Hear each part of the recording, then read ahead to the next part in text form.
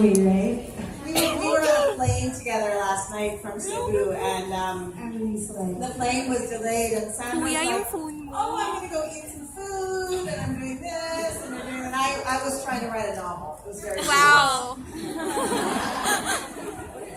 And the terminal was so amazing. I don't know how you do this. Well, this is my life. Like I'm traveling around for We Were Liars, and I'm trying to revise my new book at the same time. And so the laptop just comes out whenever I can get it out, and I try to block out the rest of the world and write. Yeah, I was really didn't eat much last night. We only had the granola bar, and we wanted to eat the lechon from Cebu, which are teammates. Anyway, let's get started. Can you tell us about your literary influences? Who are your favorite authors, and what are your favorite books? Well, I went to graduate school for Victorian novel. I have a PhD in 19th century English fiction. And so I've always really, really admired, Charles Dickens and Charlotte Bronte and Emily Bronte, who comes up a lot in We Were Liars, who wrote Wuthering Heights. Yeah. And Jane Austen too, yeah. But I tend to like the later Victorians a little more. Yeah, I'll go all the way up to Edith Wharton.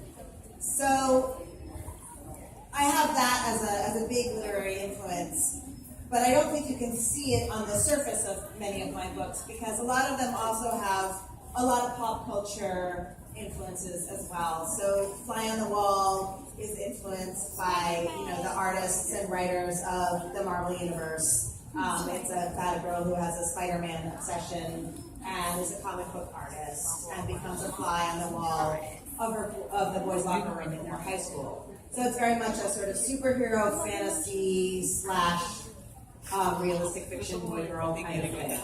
And so I feel like almost all the time my literary influences are coming kind of high and low at the same time. And I like to mix it up that way. Speaking of literary influences, can you talk about what inspired or influenced you to write We Were Liars?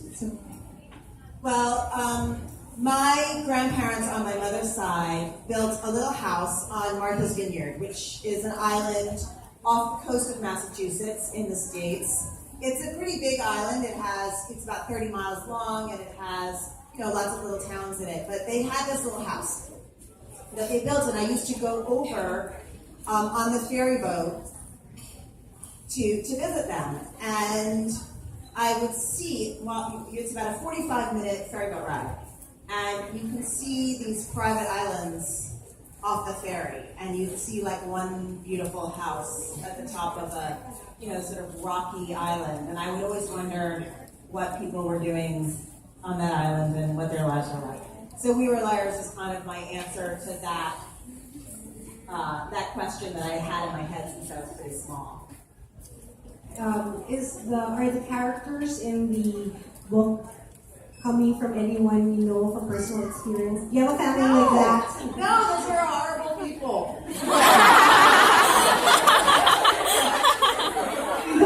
grandfather and the three daughters? No, those are not my people. You're just coming from your head. My family is much nicer than that. Wow. But I did want to write about what I think is a pretty universal experience of childhood and young adulthood, which is that families fight. And some people's families fight every day. Yep. And some people's families fight once a year on Christmas. And some people's families are violent. And other people's families are fighting, very quietly in just, little angry tones and glances. But I think that all kids have heard the grown-ups in their lives arguing with each other one way or another. And also, as you grow up and you're not a child anymore, but you're a teenager or a young adult, you begin to question why those grown-ups are fighting, how they're fighting, what they say, what they refuse to say, and what their values are.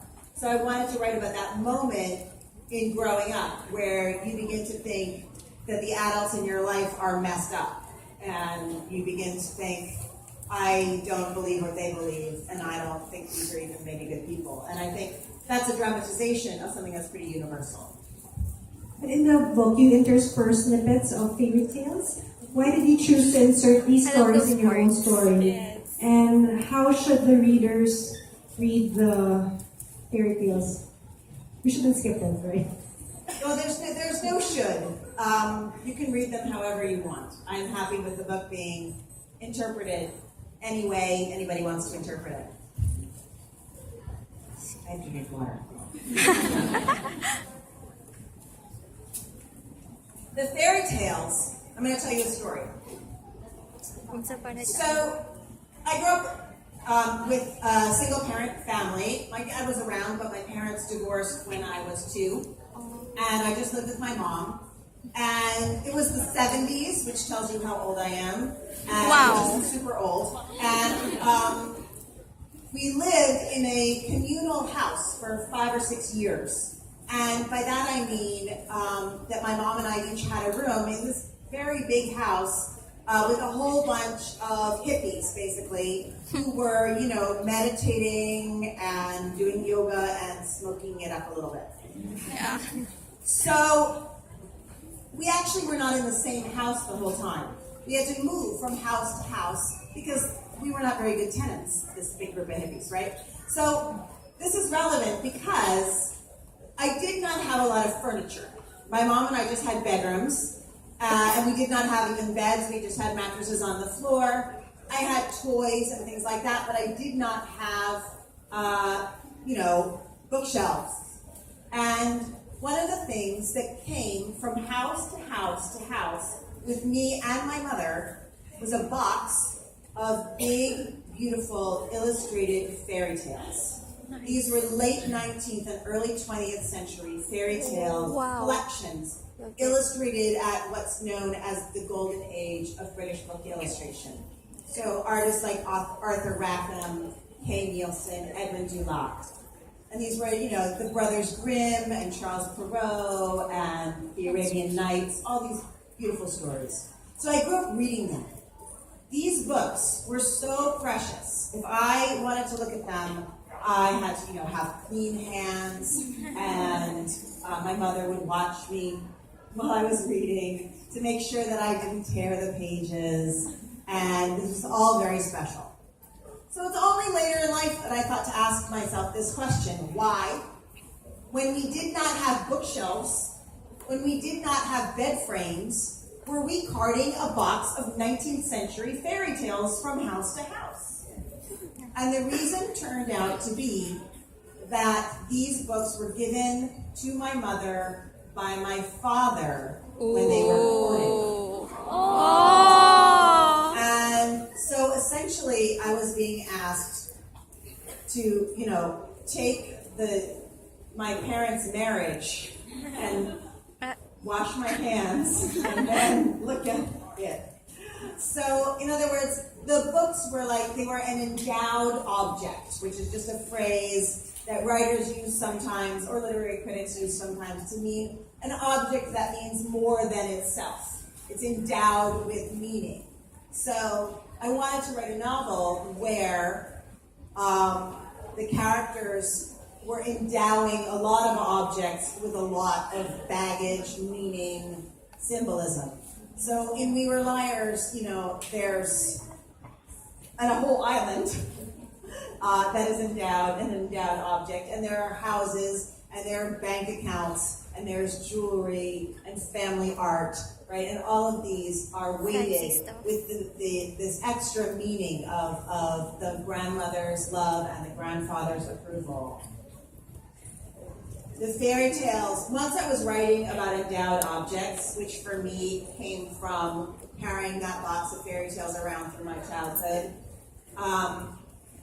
using fairy tales to help tell my story seemed very natural to me. And I had grown up reading many, many fairy tales because we had this collection. And so I took famous fairy tales that connected to Cadence's story in We Were Liars and used them to kind of tell certain truths about the Sinclair family in the novel that Patience herself was unable to tell directly. So the fairy tales are used to kind of reveal things that she is not yet ready to understand herself.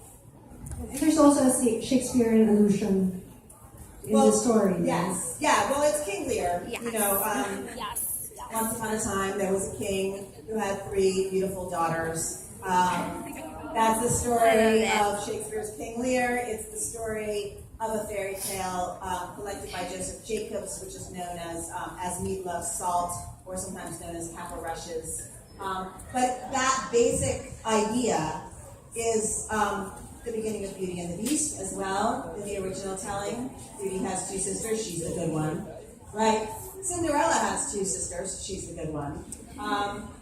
So there's a lot of stories that pit 3 sisters against one another, and I wanted to explore those. How did you develop the plot for We Were Liars to create such an intricate storyline? And did you plan what would happen to everyone? I take a big knife, Sandra, I cut the vein open, and then I just leak it out on the page. That's how it smells.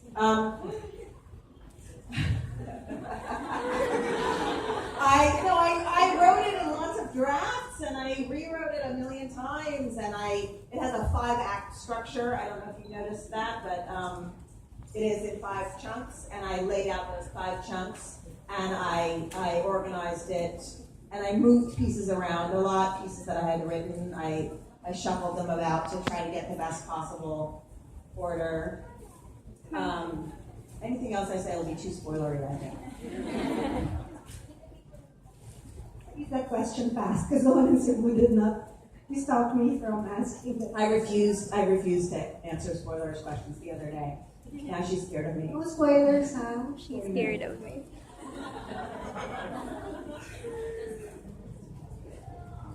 Why did you choose to name the group of Cadence as the Liars? Don't you think it might have some negative connotation, or are they really liars? They are. Everyone is a big liar in this book. It's a book about people who are a family who's Lying. people are lying to themselves Yeah. as well as to others. I think people lie for good reasons as well as for bad. Right? In this book, a lot of times people are lying out of love. They're lying to protect someone's feelings. They're lying because someone might not be ready to hear what they might want to say, or because they're protecting themselves. So it doesn't mean that they're nefarious. It means that they are emotionally complicated.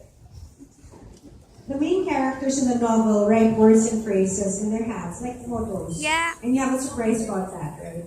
Yeah, well, this is my motto today. It says, "Speak up." I'll speak up and I have shut up. And I wanted to make it darker, but I Sorry. didn't have time because I just did it in the car on the way home.